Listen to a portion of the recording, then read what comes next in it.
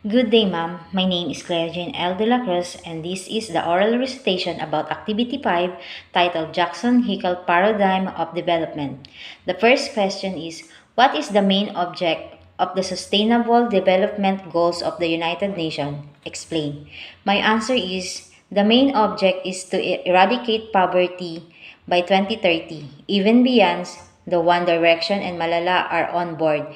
It sets to be a monumental international celebration given all the fanfare. One might think the SDGs are about to offer the fresh plan for how to save the world.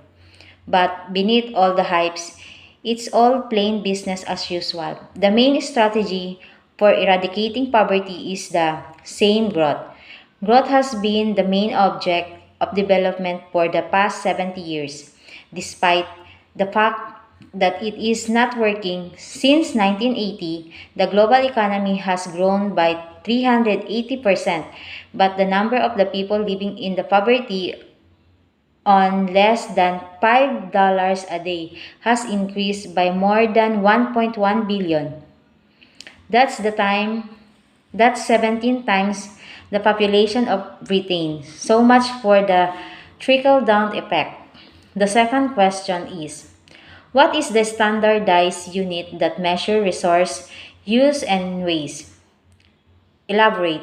Right now, our planet only has enough resources for each of us to consume 1.8 global hectares annually. The standardized units that measured resource use and waste. The third question is, what is the standard response to eradicating poverty? There are so many ways on how to effectively eradicate the poverty. Poverty is one of the eternal conundrums that we are facing in everyday life.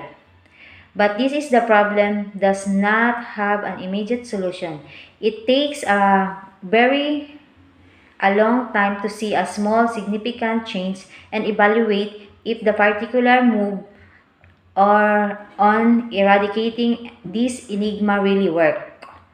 These are the few of the many ways on how to eradicate poverty. First is to educate people. Second is generating employment.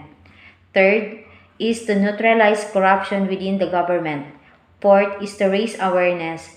The fifth and the last one is to provide enough work for indigent people. The fourth question is, what is the threshold of the earth for adequately sustaining life? Explain. Probably every little ones have already exist. As long as as long as there's an input of energy, water in some forms, solid, liquid or gas, and access to nutrient, life will be able to survive. If the Earth was ejected from the solar system in the some cataclysmic event, life would still exist for a billion of years. Living on the internal heat of the planet, humans might even be able to survive by adapting our society to live underground. So, for things like climate change, from the population from man, humans may very well not survive, but life on the planet will and will flourish. Human needs Earth. The Earth doesn't need humans. It will do quite nicely regardless what happens to us. Adapt Carl Sagan's quote about the nature of the cosmos to Earth itself. The Earth is neither benign or hostile. It is indifferent to us. It will survive and thrive with or without us. Fifth question. According to the majority of people in middle and high income countries, what puts the planet and society at risk? Poverty has been rampant nowadays, most especially to countries who have poor economic strategy. This causes people to do crimes in order to survive. As observed in study, countries who experience poverty tend to have a higher rates of crime, putting each individual's life in danger. Poor people are forced to do crimes in order to live and earn money for their needs. If this country work out on their economic status, poverty will be alleviated to more opportunities will open up to them. This will give them more choices in earning money. Sixth question. How many hectares would each of us consume annually based on the resources available on the planet? Right now, our planet only has enough resources for each of us to consume 1.8 global hectares annually, a standardized unit that measured resources use and waste. This figure is roughly what we average person in Ghana or Guatemala consume. By contrast, people in the US and Canada consume about 8 hectares per person, while Europeans consume 4.7 hectares, many times their fair share. Seventh question. What are two indicators of the quality of life given in the article discussed?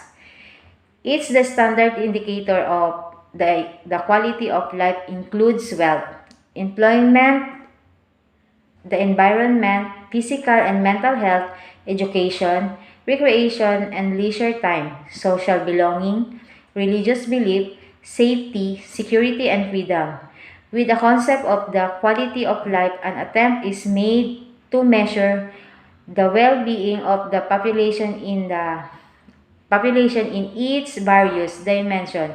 A person's environment, physical and mental health, education, recreation, social well-being, freedom, human rights, and happiness also are significant factors.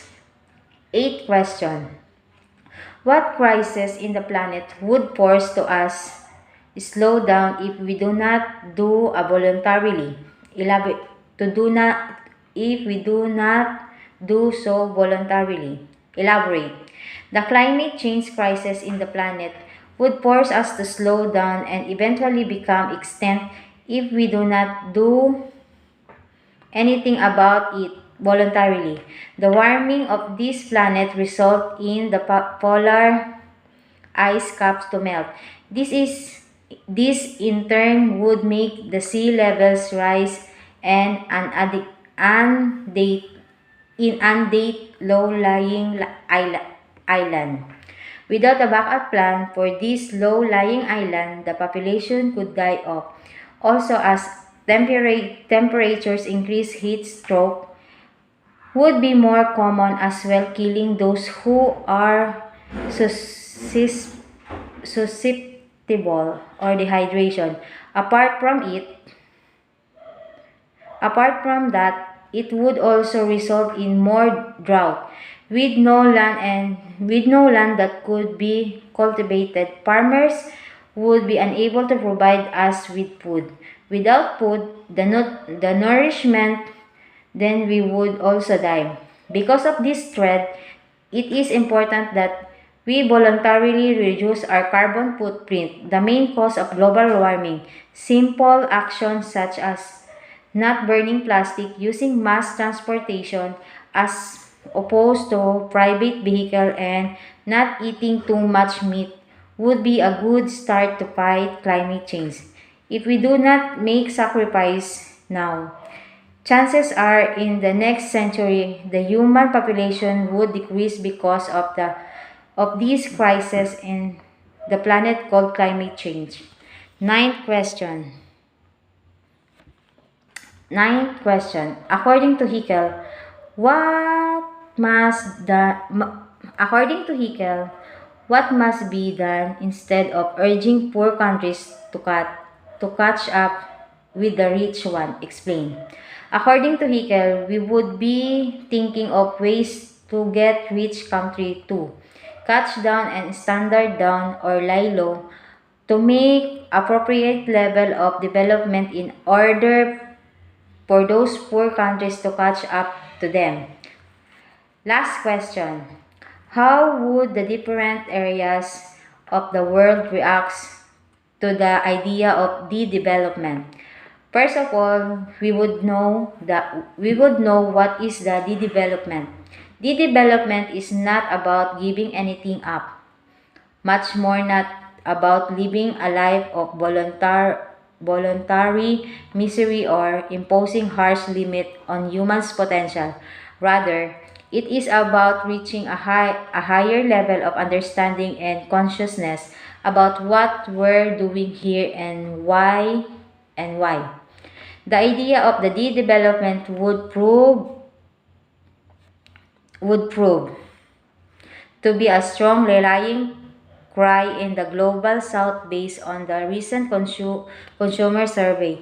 In the recent consumer survey, 70% of the middle and high income countries believe that overconsumption is putting the planet and the society at risk. A similar majority also believe we should strive to buy and own less, and doing so would not compromise our happiness. This is where my presentation ends. Again, my name is Cleo Jane L. De La Cruz. Have a good day, everyone.